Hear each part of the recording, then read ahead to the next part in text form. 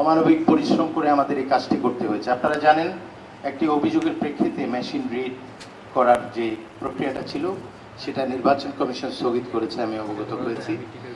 এবং এই নির্বাচনের জায়গাটি, যেটা আমাদের জুলাই গণ অভ্যুত্থানের অঙ্গীকার ছিল, আমরা গণতন্ত্র পুনরুদ্ধারের সংগ্রামের জন্য সংগ্রাম করেছি, পুনরুদ্ধার করতে চেয়েছি।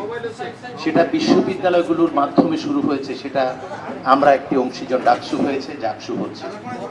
এর মাধ্যমেই আসলে 24-এর গণ অভ্যুত্থানে যে গণ আকাঙ্ক্ষা তৈরি হয়েছে সেটা আসলে পরিপূর্ণ হবে। আমি বিশ্বাস করি সেই চেতনার জায়গা থেকে আপনারা অতিরিক্ত পরিশ্রম করে যাচ্ছেন। আমি ব্যক্তিগতভাবে জাকসুর সভাপতি হিসেবে আমি এখানে অবস্থান করছি আশেপাশে। আমি আপনাদের শারীরিকভাবে আমার হাতে কোনো কাজ করে দিতে পারছি না, কিন্তু আমি হৃদয় দিয়ে আপনাদের পাশে আছি। মনে রাখবেন, 2000 ছাত্র জনতার যে রক্ত, সে রক্ত এখনো শুকায়নি, এবং তারা রক্ত দিয়েছে হচ্ছে বাংলাদেশটাকে নতুন করে গড়বার জন্য। তারা রক্ত দিয়েছে হচ্ছে গণতন্ত্র ফিরিয়ে আনবার জন্য।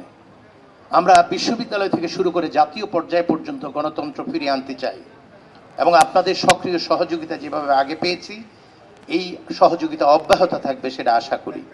আপনাদের যে কোনো ধরনের প্রয়োজন নির্বাচন কমিশন পূরণ করবার ক্ষেত্রে প্রশাসনের পক্ষ থেকে আমার যে সহযোগিতা করা প্রয়োজন, আমি সার্বক্ষণিক উপস্থিত থেকে এবং অন্য লজিস্টিক সাপোর্ট দিয়ে থাকবো, এই অঙ্গীকার ব্যক্ত করছি। আমাদের এখনই তাহলে নির্বাচন কমিশনের ঘোষণা অনুযায়ী আমাদের জাকসুর ভোট কাউন্টিং শুরু হবে। সবার জন্য অনেক শুভকামনা, এবং আপনাদের এই কষ্টের কথা ইতিহাস হয়ে থাকবে জাহাঙ্গীরনগরে, কারণ 33 বছর পর জাকসু নির্বাচন হচ্ছে। সবাইকে অনেক ধন্যবাদ এবং কৃতজ্ঞতা। আশা করছি এখনই আমাদের কাজ শুরু হয়ে যাবে নির্বাচন কমিশনের পক্ষ থেকে ঘোষণার পর।